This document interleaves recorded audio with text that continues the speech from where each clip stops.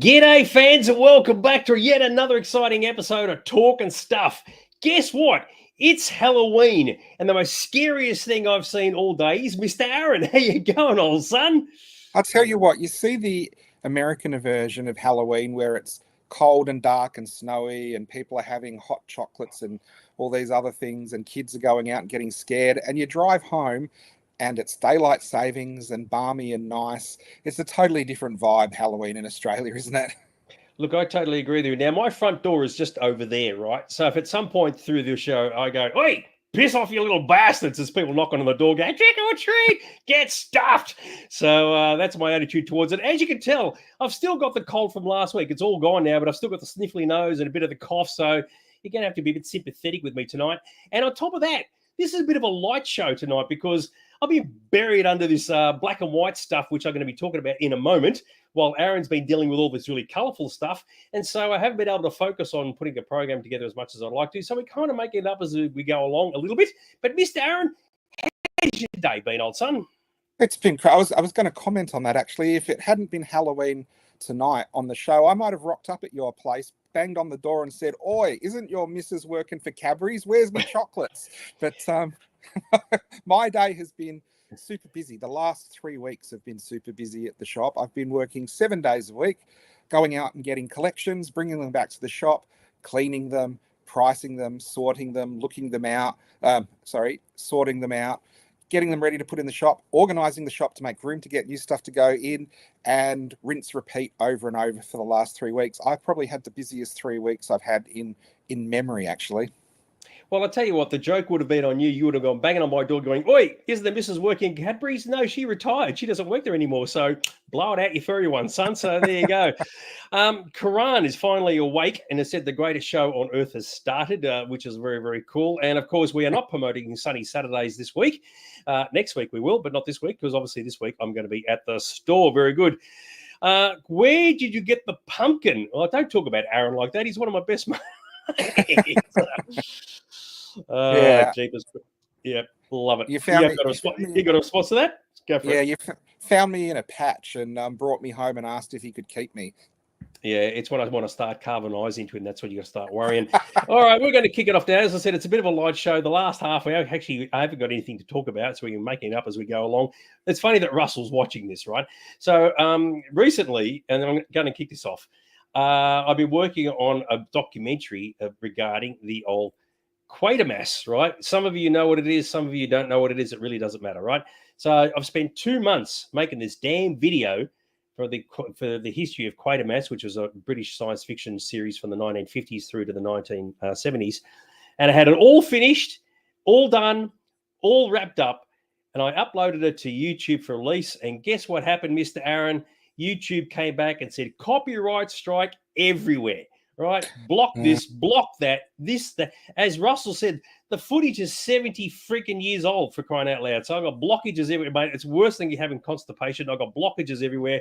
So if anybody out there knows anybody at the BBC who could say, put a good word in for the DAG so I can get my freaking video made, that'd be absolutely awesome. But as of now, I'm going to cut all my half my stuff out just to make the thing watchable, which is killing me. What do you reckon there? Any sympathy from you, Mr. Aaron? I do, because, I've put a lot of work into stuff and you get a music strike. And the worst thing about music strikes, if you've keyed up images to appear to a certain song and then they go, you can't use that song, that's it, game over, start the video again kind of thing. I do know people at the BBC I can put a good word in for you. Do you know what they're going to say? Blow it out your ass. Yeah, it'd be like people who knock on my door for trick or treating. Oh, yeah, get out of here, little bastard! You piss off, you little bastard. Yeah, exactly right. I can imagine that the response too. All right, so anyway, that's my big sympathy cry for this week. Let's kick into some interesting stuff, shall we? Now, I don't know who painted this picture. I really don't give a shit. It's just a really good shot of Rey, from Star Wars and the Sith gear and blah blah blah blah blah. There's a whole other discussion as to whether a storyline regarding her turning into the dark side would have been the way to go for The Last Jedi. But the most important thing that's happened, Mr. Aaron, is the Rey movie. They've given the second writer the How's Your Father? So Stephen Knight, who was the writer of this new movie that's supposed to be due out in 2 years, Gorski's, he's been given the chop, and he's the second one that they've lost. What is the deal with that, Mr. Aaron? I've got a great idea for a show. It's called Night Writer. It's about him who works for Night Industries and goes around with a talking typewriter that fires out AI scripts.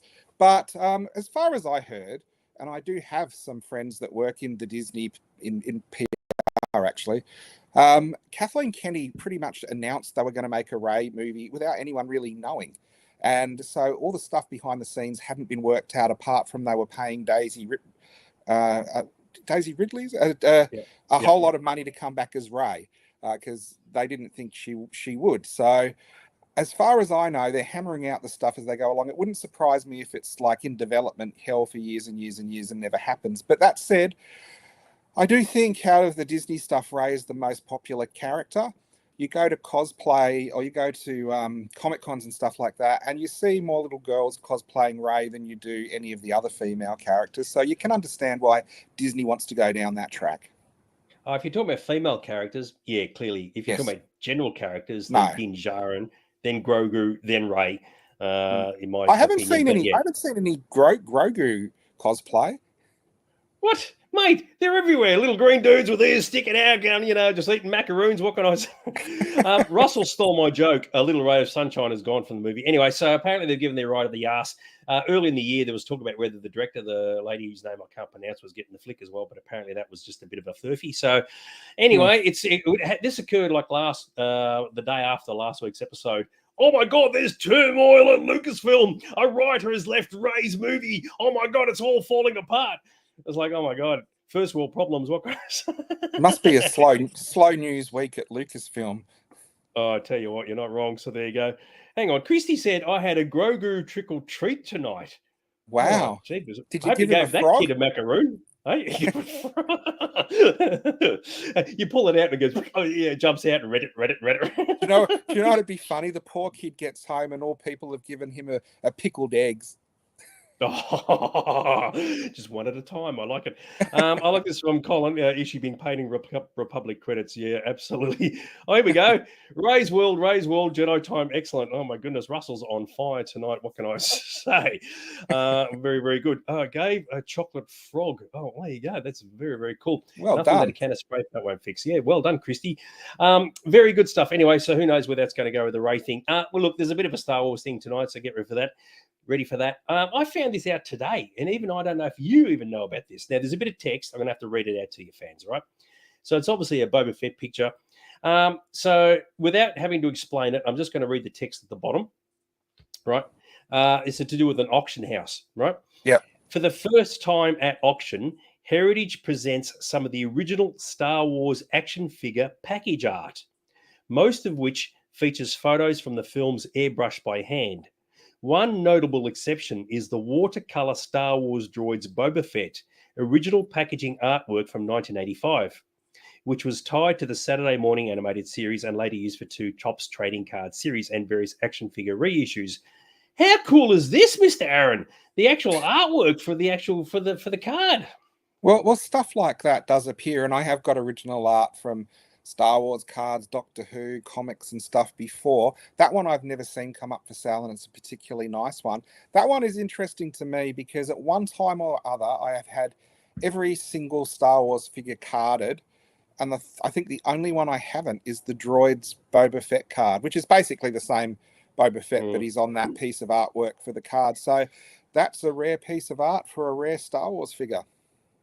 Yeah, I was just having a bit of a look around at some of the news today, and this thing popped up at auction, and they're saying that, as you said, the other cards are there, but this one's actually a watercolor artwork. And I go, oh, that's very, very groovy. So that is very cool.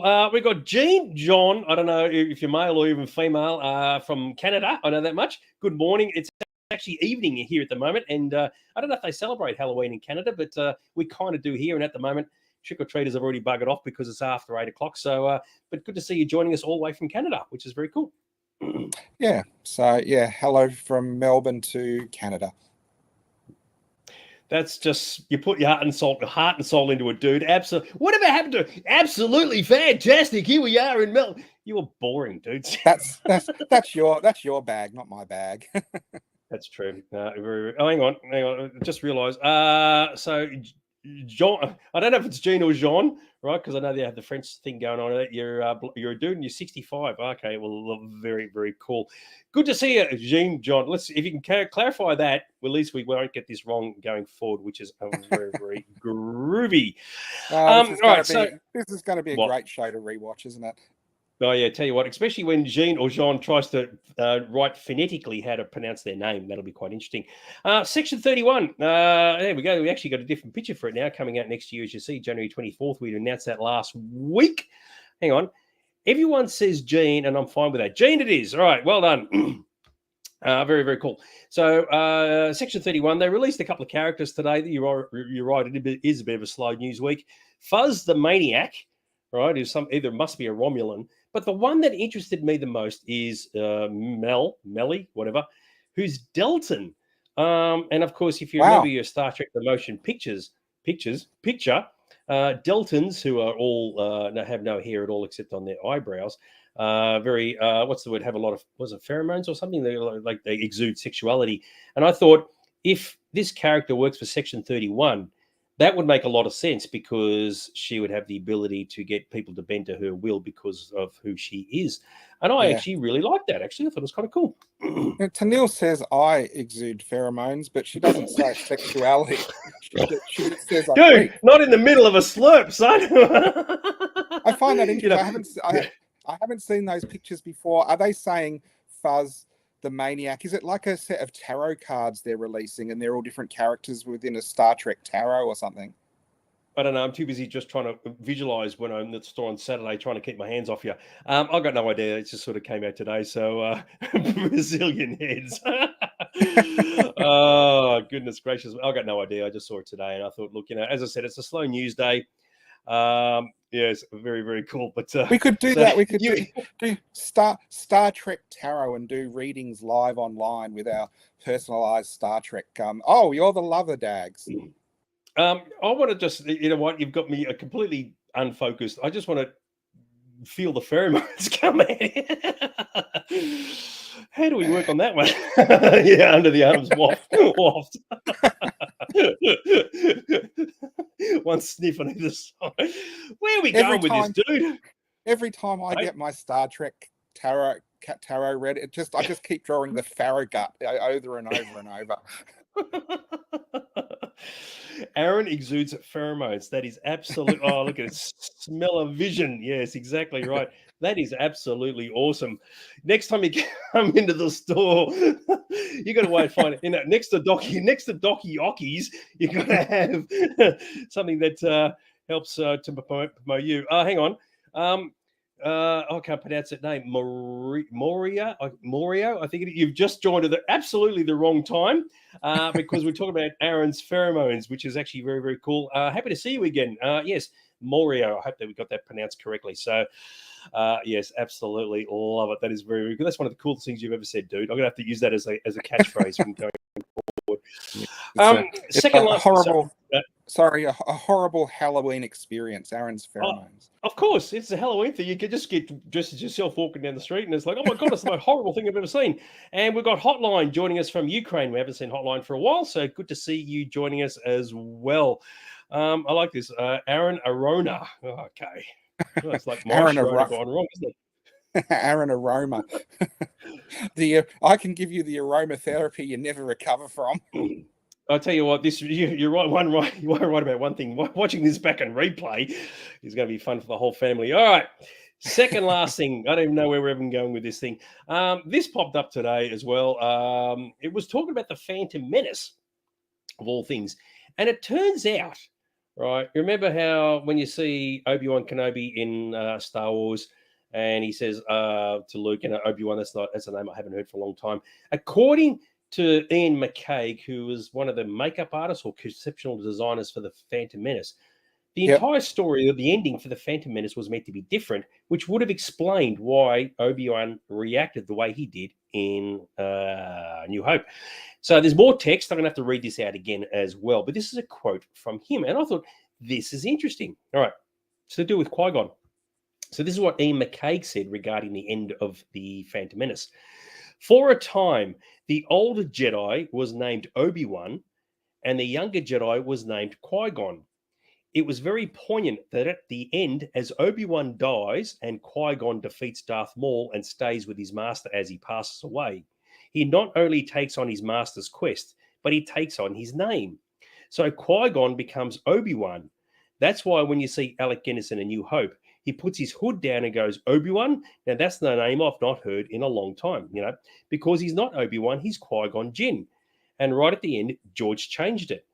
Isn't that interesting? I mean, it sounds a little bit far-fetched from my perspective, but if that was a concept that they had, so Obi-Wan is actually the older guy, the older guy, and he carks it, and Qui-Gon takes his name. It's like, how about that?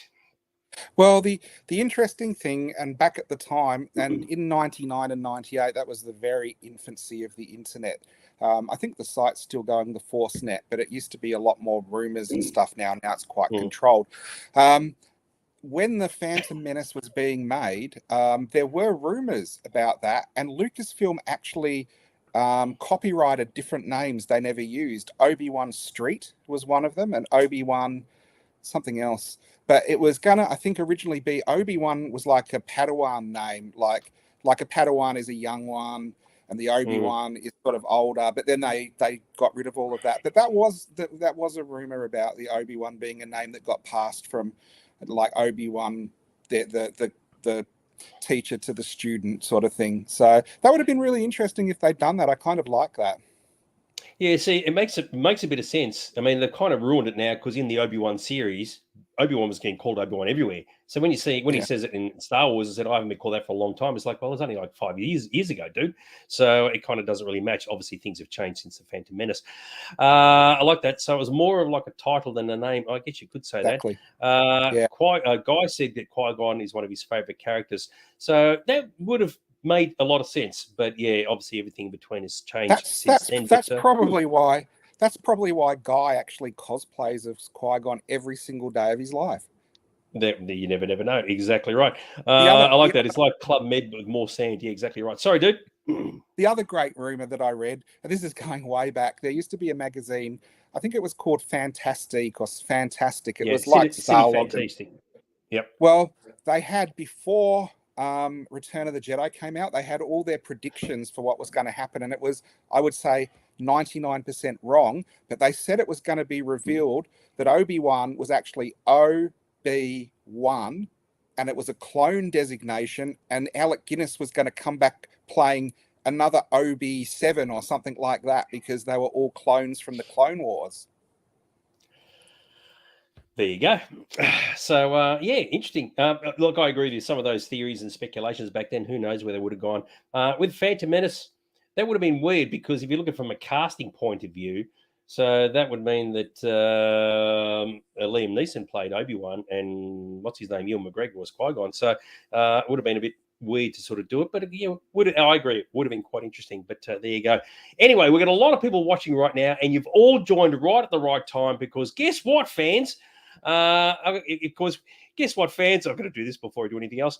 We're going to be talking about this. Doctor Who! Hey! The TARDIS! Doctor Who! Hey! The TARDIS! I absolutely love it. And the reason is, it's this! Mr. Aaron, off you go, son. You got yourself an actual docky coming into the shop. I know. How does it get better than this? Earlier in the year, we had the second Doctor's companion, Fraser Hines, making a personal shop appearance. We've upped to a special new level where we've got an actual Doctor appearing. It has been confirmed. The seventh Doctor, Sylvester McCoy, is materializing in Aaron's Collectibles in a week and a half. To probably play the spoons on people and talk about Lord of the Rings, but more importantly, autographs. You can come in and get an autograph with any store purchase. It's only going to be for an hour from 1 to 2. I can see it being a pretty crazy afternoon, because we haven't just got Sylvester McCoy. We have also got the lovely Janet Fielding, who was Tegan in 80s Doctor Who as well. So the store appearance will be at the same time, a Doctor and a companion from the 80s, and in an amazing time warp, we've managed to bring them in 2024. Mate, what can I? In 1 hour, yeah. Fans, just form a nice orderly stampede. It's going to be huge. Can't wait. And for those who struggle to read the location, which I will just put up here, that's where it is. There is Aaron's store. Now, for those people who are in Canada or in Ukraine or whatever, you miss out. Too bad, so sad. Although you've got plenty of time to book flights and fly over here. If you want to go down, imagine that. Like, Gene turns up. So, g'day, I'm from Canada. I don't know how you sound, Gene, but it's like, g'day, I'm from Canada, and I've decided to come all this way to check out a docky. How good is that? Yeah, that would be pretty amazing. I don't think it'll happen, but we have actually had people say they're going to come down from interstate already. I only started promoting it today. It's in a week and a half time. It's going to, like I said, it's been a crazy couple of weeks. I think it'll be a big day. I think it'll be a fun day. The last one was a really great experience. I totally agree with you, which is a very, very cool. An actual docky into the shop, which, of course, now, in all seriousness, it's a bit of a big deal. I mean, Aaron's running his own collectible store, gets an actual docky in there. He's only got another 14 to go after that, and you'll have the full set. Collect them all. Buy one, get one free, and a companion as well, or at least another companion. It is very, very groovy. And so the only recommendation is definitely get there early. For those who turned up to the Fraser, actually, for those who didn't turn up to the Fraser Hines thing, if you do get there early, what happens is we line everybody up outside. So if you're smart, just stay outside, queue up near the door on the right-hand side of the doorway, and that way you get first dibs, because I suspect we'll be struggling to get everybody through, especially with 2 guests there, which is very, very if cool. you follow, probably everyone here watching does, if you follow the Facebook page, Aaron's Collectibles, more and more information will be there as the day gets closer. For those who miss out, because it is a strict time thing for an hour, I'll probably have Patrick Troughton's ashes there for a photograph. Indeed. Chrissy said, looking forward to this. And nieces have already begged her to bring it down. How good is that? Which is very, very cool. All right, so that's what's going on. We'll promote this again, obviously, in the next couple of weeks as we get closer to the day. But this is the first big announcement, which is very, very groovy. Now, I was thinking about what are we going to be actually discussing tonight? What's a thing that we can talk about? And funnily enough, I was just looking at my own bookshelf, and I thought, oh, my God, do you remember the days when we used to get all these science fiction reference books? And the thing that I remember off the top of my head was when Sci-Fi Now came out. I think this came out in the 70s. Of course, there was a million of these sort of books coming out. Now, I only put this together very quickly today. There's a lot of pictures I could have put in. I just didn't. I just didn't have the time. But I had to put this in because I thought this is the book that I think everybody had back in the 70s or even after that, because once Star Wars came out, it was like 10 pages of that alone. Mr. Aaron, let's have a bit of a chat about science fiction reference books, old son. Kicking off with this one. If you were a nerd with no friends growing up in the 80s, the science fiction reference section in the library at lunchtime was your best friend. I used to read these books all the time, the horror ones as well.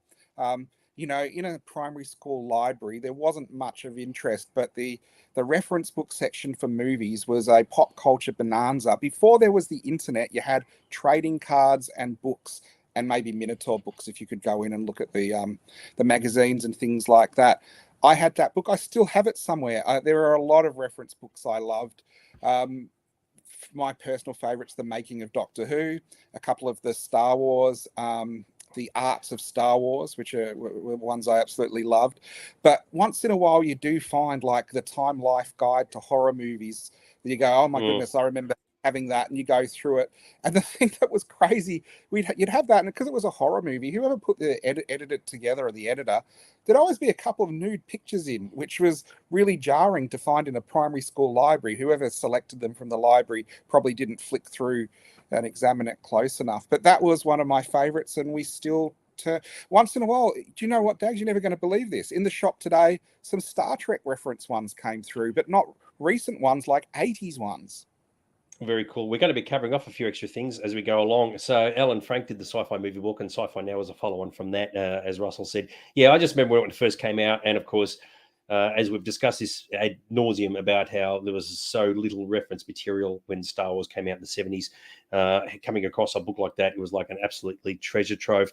So just to cover off, just going to show through a few images. A couple of people are watching who are probably going to be saying, yep, we've got all of these, which is absolutely fantastic. Start with Star Wars, do a bit of Star Trek, and finish off with a bit of Doctor Who. And then, of course, we're going to finish with the greatest reference book series of all time. And if you can guess it, good luck to you.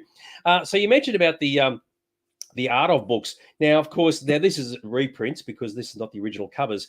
But I remember seeing the art of Star Wars in the 70s, right?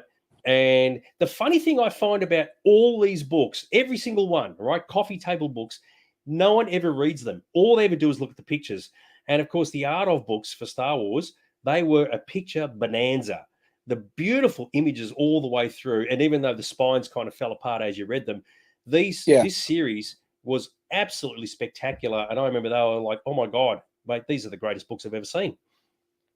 I do remember, like, I did look through them a lot. They got well thumbed through, them causing debates among us in primary school because they had pictures of concept art that wasn't eventually used in the movie. And in the art of Return of the Jedi, I don't know if you know the photo or the picture, the Imperial Guards underneath that are like lizard creatures.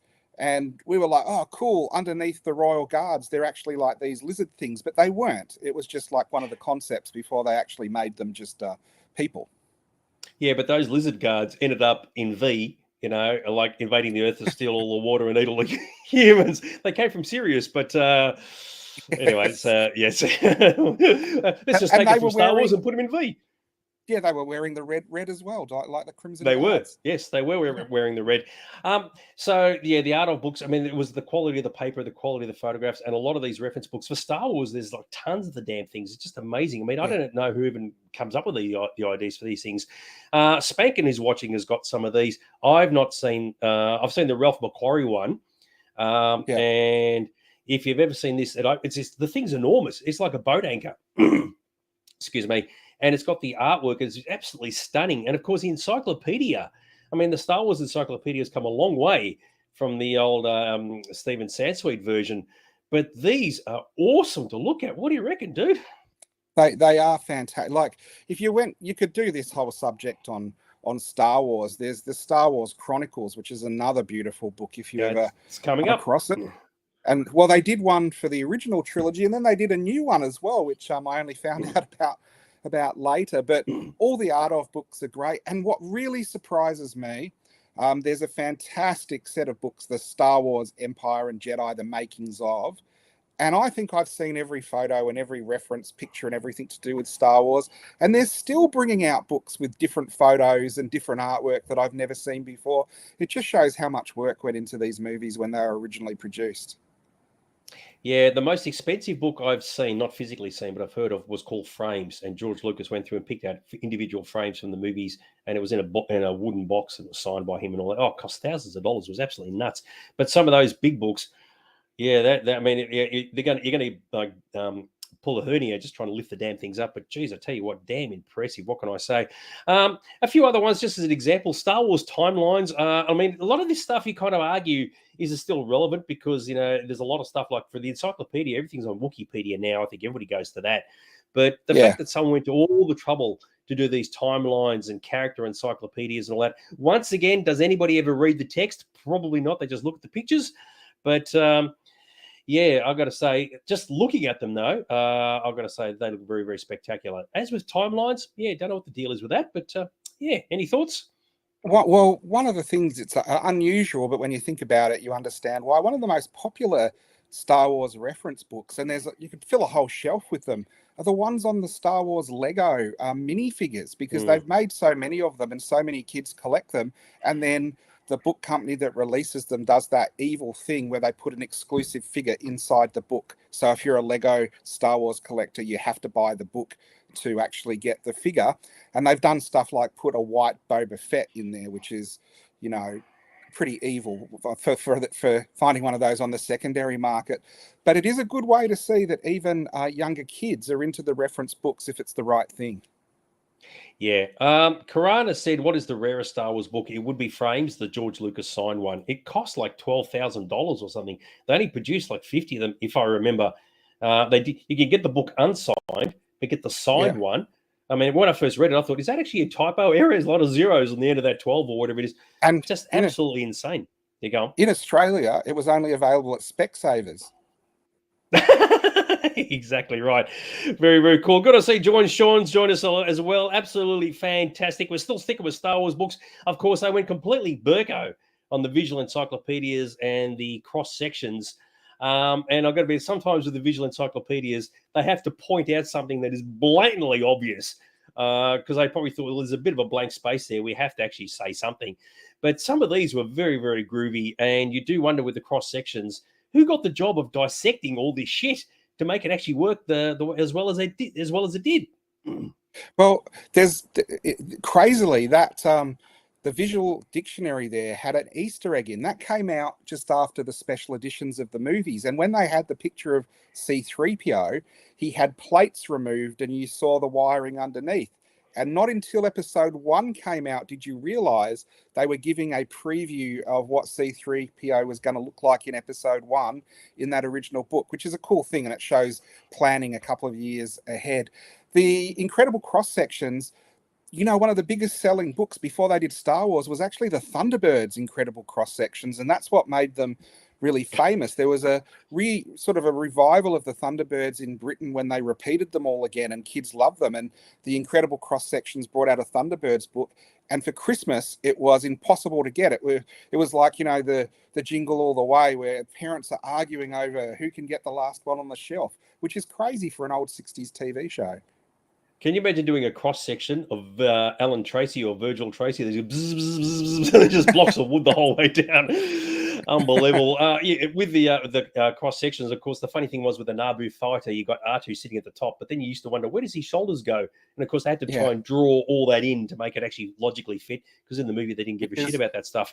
In the cross sections, doesn't his head corkscrew out or something like that? Something like that. So yeah, his head separates from the body, and the body's at the bottom. It's complete bullshit. But they had to try and draw it in for the cross sections. I would love that in the reviews at the start of the book. Dags, complete bullshit.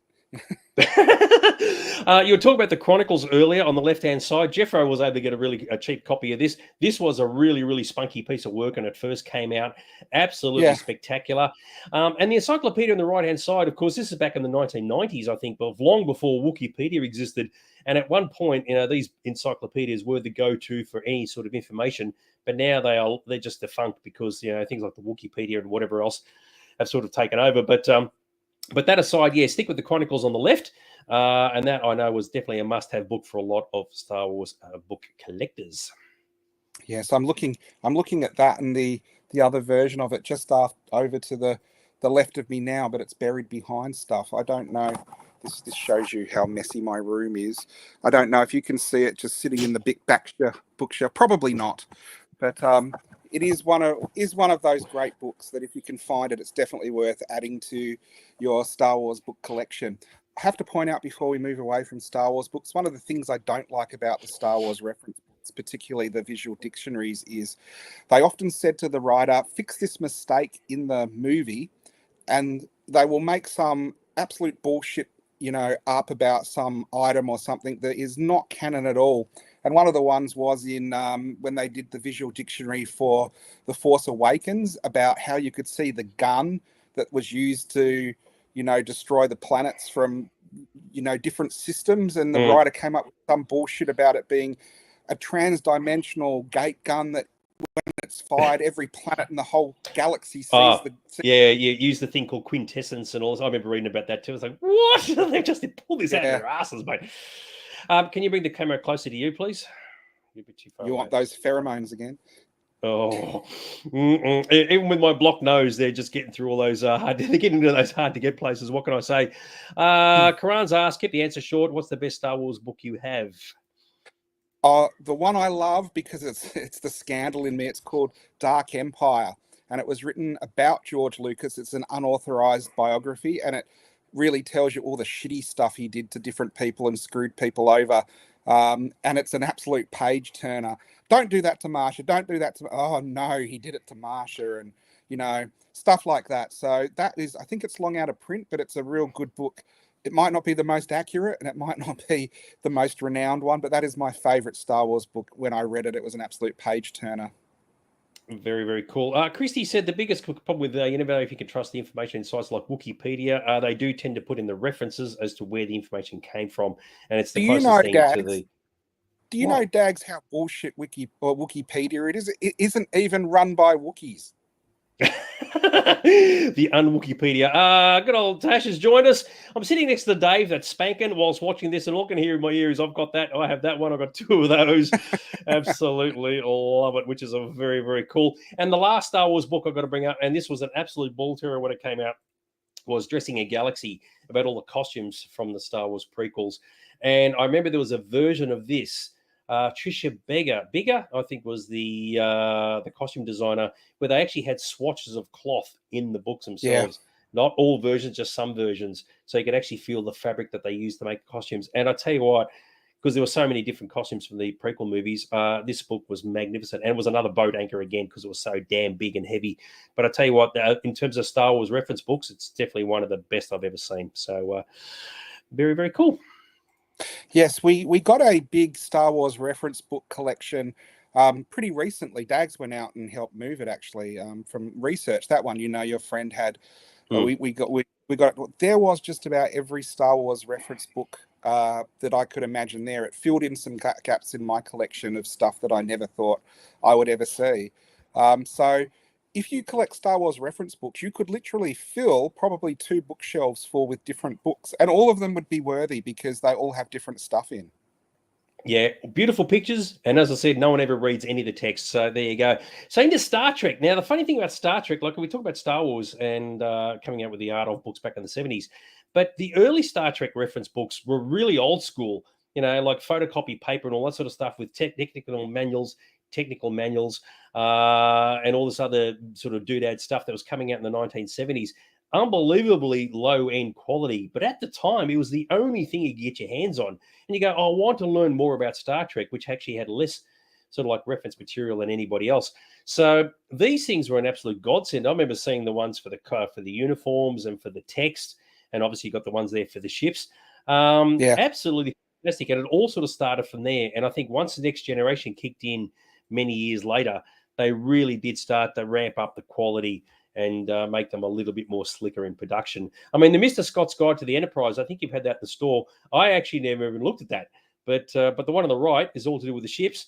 And if you're into Star Trek, I reckon these would have been the go-to books.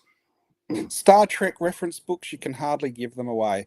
We got, an amazing collection, all brand new, never read. And Colin bought most of them at, just dollars each because they're just very, very hard to sell. It is a very, very niche market. There are some rare ones that do go for more, but the majority of them, I think, when Star Trek The Next Generation came out and they said, there's a market for this stuff, they pumped out a whole lot of sort of, by the numbers reference books that aren't so rare. They're very, very hard to do anything with. I think one of the things we have to mention with Star Trek and Star Wars, we've kind of skipped a level, which was before all these fantastic books were coming out, Starlog magazine used to put Starlog guides, which were specials, which were sort of the step between the magazine and the books, and you'd get the Star Trek Starlog interviews or the Book of Spaceships and things like that. And some of them are fantastic. I'll tell you for why, because the internet is a total lie. If you look for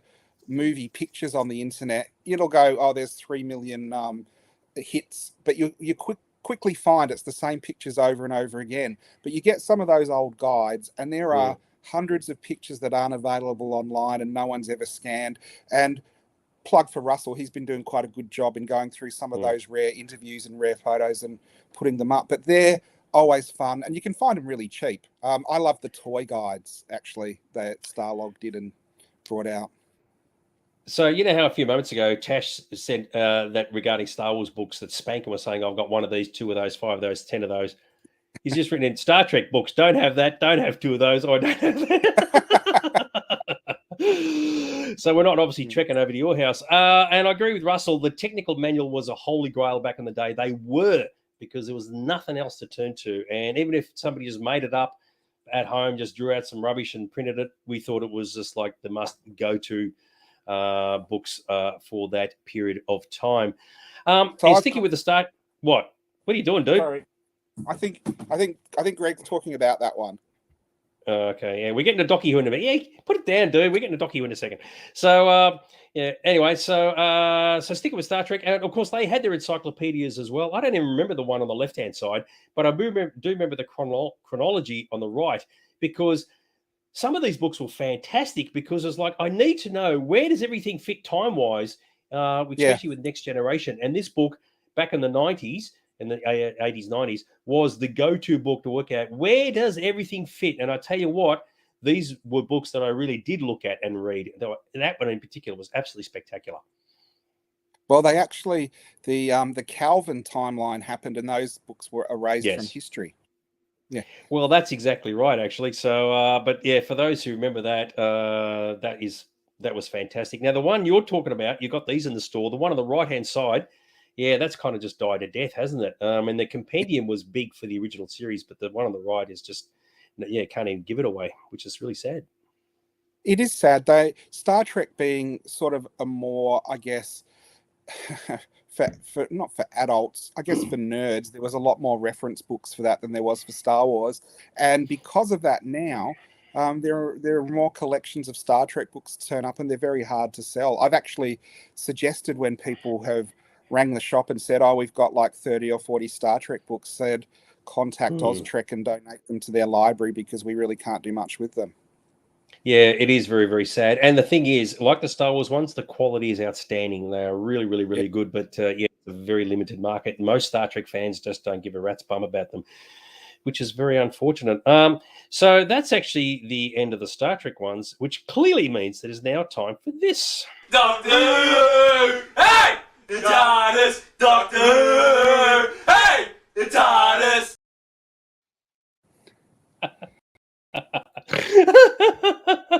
It never gets old. I tell you what, I love it. Docky friggin' Who. Yeah, there we go. Yes, very, very cool. Yes, good to see there are Docky Who reference books as well, which is very, very cool. And hang on, what's this? Tash just saw the Docky Who book and said, "Oh, I have that." Yeah, it's very good. Anyway, anything you want to talk about regarding Docky Who books, dude? Well, the sad thing about Docky Who is I have found they are quite hard to sell, the reference books. I find anything to do with the new series was overproduced, because it was a hugely popular through the Matt Smith and David Tennant's original era, and there was lots of stuff given to kids as presents and books and things like that, which means after it sort of dies down a bit, there's just a glut of them on the market. And whenever I get a Doctor Who collection, which has figures, it generally has, like, a couple of boxes of books as well. And the books don't go for much more than a couple of bucks each, like the Star Trek stuff. That said, I put the Doctor Who books out for a couple of bucks, and they do go. You put a couple of bucks out, books, Star Trek books out for a couple of bucks, and they still don't go.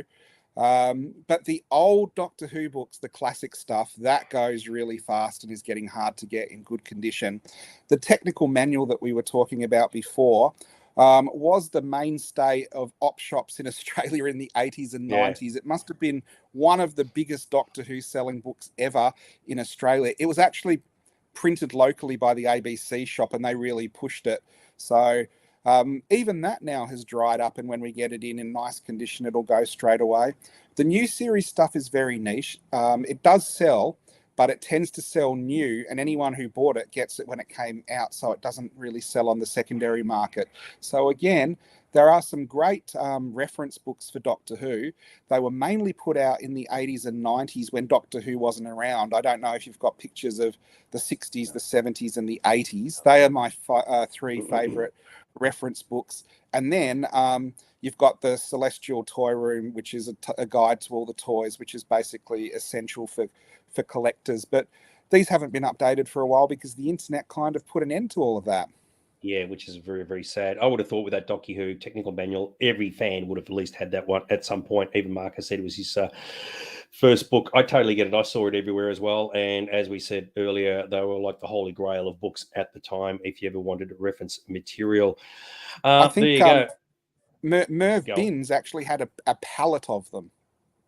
Yeah, it wouldn't surprise me. Which is not an insignificant number.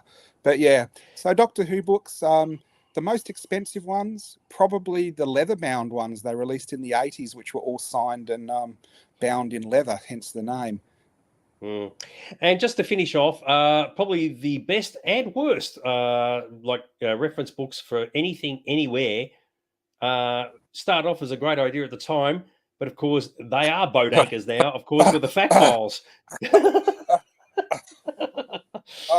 Star Wars and Star Trek fact files, dude, they are all worthless. People can't give them away. I reckon they've been used for outdoor barbecues to fire up the heaters.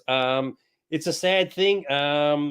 With Star Wars, they got destroyed because mostly they're all the expanded universe, and with Star Trek, I don't think anybody looks at these things anymore now that the Alpha website Alpha is out and about.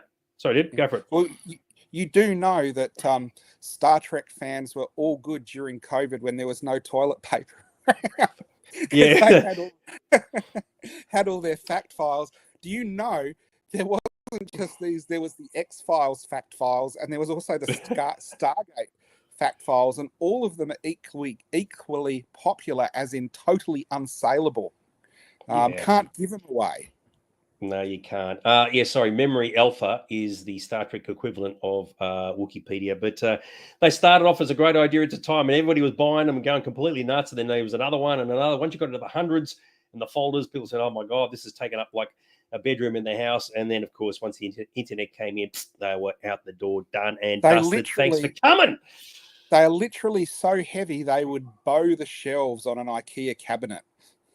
Yeah, which is a shame, because clearly when you look at them, someone put a lot of work in the layout, and the graphic design is spectacular. And the information, I don't know where that's come from, but there's a lot of effort put into that. And I'd like to see someone who says, oh, yes, I was one of the people who worked on the designs for the fact files, and I cry my eyes out every time one gets thrown out the car window. Well, I do have to give them credit, especially for the Star Wars ones, where they actually looked at it holistically, and you would look at the comic book, the expanded universe, the Del Rey books, and they kind of all weaved it into one encyclopedia that included everything. You did have to navigate this big flow chart at the start to see what went where and how it fit in, but they gave it a damn good try.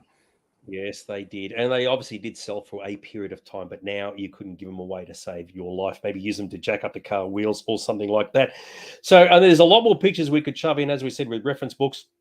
There was even a couple from Planet of the Apes I was going to include, but I completely forgot. But there's a lot of good material out there if you are interested in buying it, whether it be brand new or used. But of course, the Star Wars ones clearly look like they're at the top of the food chain in terms of their demand. What do you reckon, Mr. Aaron? Yeah, I do like Colin's comment about it. It cleared out plenty of Klingons. Yeah, exactly right. Very, very cool. Yes, as we said, the fact files, they were attractive mags, but they became obsolete thanks to the internet. Now, we've only got just over 10 minutes left, and I did want to put this in because it's actually a very, very good topic today. So it's now time, albeit late, for this. A question. Now, I don't know who thought of this one. I don't know if it was Russell or whether it was myself, but this is one I really want to ask you, dude, because it's actually very poignant, and I'm glad everybody's still watching. The question I want to ask you is, should films be specifically catered to meet fan expectations? Yes, because it's easier to keep an existing customer than it is to attract a new one. So if you have a huge fan base, you're an absolute freaking moron to do something that, doesn't live up to the expectations of what fans want. I don't know why they have this thing where they go, we're going to not do something that is up to fan expectations. We're going to subvert expectations. Why? That just disappoints people. The only way I can see how subverting expectations is good, if they have some freaking idea that is so amazingly good and so much better than what fans expect, it blows the original expectations out of the water. We have had a couple of things recently in fandom where we have seen splitting the fan base by subverting expectations. The two most recent ones is doing an entire series of Doctor Who where you build up who is Ruby's mum, who is Ruby's mum. She's no one, just a normal person. And they did the same in Star Wars. Who is Rey's parents? Who is Rey's parents? She's no one. They're dirt farmers. Oh, fans didn't like that. We better backtrack and rewrite that. Jar Jar Binks movie. But I do think there is room for creativity, and you don't have to stick to, exactly the same cookie cutter version of a movie and still like play to fans' expectations. Look at stuff like that's been the biggest movies ever. Look at Spider-Man No Way Home, where a lot of the critics said, "Oh, it was too fan wank. They brought back Tobey Maguire and they brought back Andrew Garfield." Did any of the fans who went and saw that movie go, "Oh shit, they've brought those old characters back"? No, people cheered in the audience. You don't see that in the movies much, and the movies are like one of the top 5 grossing movies ever. I think if you actually understand how to get fans on your side and play to fan expectations, you're only going to make more money.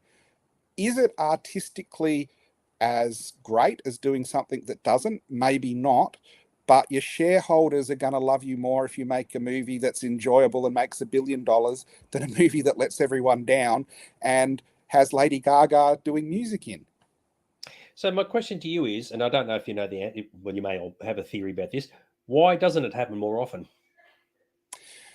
Well, there's a lot of reasons, and I do think there's an agenda in Hollywood where Hollywood has been subverted by people who get into roles who are either writers or producers that want to introduce their own sort of agenda into things. I think the most I'd say is a lot of movies these days are sprinkled with stuff that is just too much current society. I think, and I don't think that's wrong, but I don't think, doing it in a flagship Disney blockbuster is the way to go about it, because you've got to balance entertainment with education. People go to the movies to be entertained. They don't go to be educated. And a lot of movies decide they're going to put education above the entertainment. And that's like a fault, not the actor's fault, maybe the producers and the script writers and maybe the script editors. I do think maybe it's too scary for people to say, take this out, it's crap, because they will be called racist, homophobic, all these other things that are slurs. Not because they actually are, because they're actually trying to protect like the story or the franchise. But, you get drummed out of Hollywood for saying it. Welp has joined us for the very first time. Good to see you, Welp. Woke politics have ruined a lot of films, etc. Mark has said, we are only fans. What we know is not as if we invest into the brand, whatever it is. A good example of that would be Alien versus Predator. I love the Alien versus Predator movie, the first one, but I can understand why it irked a lot of people, because you had all the human element and you had the lady teaming up with the Predator and they're running around killing the aliens and whatever. And in the end, I think a lot of people just want to say, we just want to see freaking xenomorphs and predators just having at it for a couple of hours. So it's an interesting one, and you do wonder why the studios will say, well, we've got this fantastic franchise, or we've got this great, fantastic idea. We got a core audience there. And for some reason, they're just not working with it. I don't know if it was the same in the horror element, because horror tends to be the hack and slash days of the 80s with Halloween and Friday the 13th and whatever else. That probably is a good example where they did cater for the to the core market. But there's a lot of movies being made at the moment which kind of aren't. And I know you've brought this up before. So, it's an interesting one. The thing with, I always think the writing and the story is the best in it. And if you put that first, it doesn't really matter how the cast is. And I can prove that to you with the reboot of Battlestar Galactica, which did one of the first things to do the gender swap stuff. And people were like, oh, Starbuck's a woman. But the story was so good, within a couple of episodes, no one was worried about that anymore. And the actual producers of that series didn't make it a part of the reason why you were watching it. They made the story the part of why you were watching it, and they had a more balanced cast because that reflects society today. I would say the original Battlestar Galactica actually was pretty good at having strong women in, but the new one obviously put them foremost in the role. That works really well for me. I don't think anyone would say that the gender swapping or anything ruined the new Battlestar Galactica. But when you have a movie that starts out by announcing, and we're going to race swap and we're going to gender swap, that isn't saying we're going to make a good movie. That's saying we're going to make a statement. And that's like the path to a bad movie, I think. Russell has said a film should be based on clever, original, inventive story, or at least good reworking of a trope, rather than catering to the expectations of an overloud fan group who are not necessarily representative of the overall viewership. It is interesting because in recent years, two films have come out which were produced because of a fan pressure. It was the Zack Snyder's Justice League and the Richard Donner cut of Superman 2. And of course, when they came out, all the fans going, "Oh, hey, fantastic. Look, we pumped the studios, we pushed the buttons, we got the big banners, the placards, the whole bit. We got these things released," and then it all went quiet, right? And then they've all just gone crawl back under their rocks again. So there's always been that argument saying, okay, you got the fan expectation for a product, but what if the fans all can't agree? What if they go, no, I want this character to do that, but this fan says I want that character to do that? Maybe that's one reason why they don't try and bow to fan expectation, because they know that no matter what you do, some people will like it and some people won't. Just a thought. Yeah, well, you're never going to please all the people all the time, are you? But there is always generally the consensus in fandom that what is good and what is bad. It has splintered a lot more recently. I don't think it's splintered with what's good and what's bad. I think it's splintered with people who care about, what's woke and what you represent within fandom and what you don't. So whereas back in the 80s and 90s, you'd argue whether a Doctor Who script was good or bad, and that was about as controversial as it would get. Now you see flaming arguments online if they've picked the right actress for Snow White because she's a Latina and her skin's meant to be as white as snow, and it's been done to, been controversial and stuff. If I was trying to make a movie that's going to make money, I'd want to distance myself. They say all publicity is good publicity. That's wrong in negative publicity with movies. You've seen movies that have been torpedoed by pre-publicity, internet type of stuff. It really can be these days. If your PR doesn't, handle things correctly, you alienate a large portion of your audience who don't turn up and your movie bombs on the opening weekend. Yeah. That's actually a very, very good point. Yeah, I agree with you. Negative publicity is not always a good thing, especially these days, because there's negative and there's really hardcore negative. Sometimes the topic of a film could stir people up to go and see it, but not when it just pisses them off before they've even, like it was when it's just been announced. You were talking about films that meet fan expectations. Off the top of my head, the one that I think kind of worked out of the box from day one was X-Men back in 2000 or 1999. Not 2099, 2000 or 1999. And I saw that in the cinema. I didn't even know anything about X-Men, but I think that was one example where that really ticked all the boxes, even though they didn't wear the outfits from the comics. It was still enough for everybody to go, that is an absolutely fantastic adaptation from a comic. And I think all the fans were very, very happy with it. So off the top of my head. Well, anyway. It's one of those things with comic book fans. I think they get a raw deal because they just say, just make the comics as they are and everyone will love them because the stories are good. You've got 70 or 80 years of cherry picking the most renowned and beloved stories. And then when they do that, it generally is the best movies or the best TV series. And then on the other side of that, it's a lot of the Disney Plus stuff where they take a character like She-Hulk and everyone's like, how are they going to do her like this issue or like this issue? And they go for something totally different because the writer wants to make a statement, and then they alienate the existing fan base, and then people watching it didn't like it anyway. So if you had just done a run of the storyline, you couldn't have fans going, oh, the writer screwed it up. They can only say, well, that wasn't the best storyline to pick, but we are grateful they went with something that was originally in the comics. As a store owner, I am aware that everyone has very, very valid and different opinions. And I try as a store owner not to actually alienate anyone because I want every one of those customers to feel happy and comfortable in the shop, because ultimately if they do, they might buy something. If they come in and I start spouting off about what I think and how I think things should be, half of the people who come in are going to go, that Aaron's excellent, I'm going to come in. But the other half of the people are going to go, he's an idiot, I'm never going to come in again. So I recognise the fact to be diplomatic and either leave that outside of, my business or, just agree with people when they come in and if they ask my opinion, make it as easy to digest as possible. But you have movie studios who even fans do one thing wrong and they actually attack the fan base and tell them they're wrong. which they march and they show their protest with their wallets. Indeed. Well, I'll tell you what, though, fans, if you do want to come into the store on Saturday, both Aaron and myself will be there. I'll put up the address a moment ago. Be sure to come on down and tell us how wrong we really are. Come in there and say, what is the fan expectations for this show? Our fan expectation is that it's going to finish. And that's exactly what we're about to do. Our time is up. Thank you for joining us for this wonderful night. It's Halloween out there. No one knocked on my door. Friggin' trick-or-treaters. Get stuffed, a lot of you. And what can I say, Mr. Aaron? It's been an absolute blast and a half. What do you reckon, old son?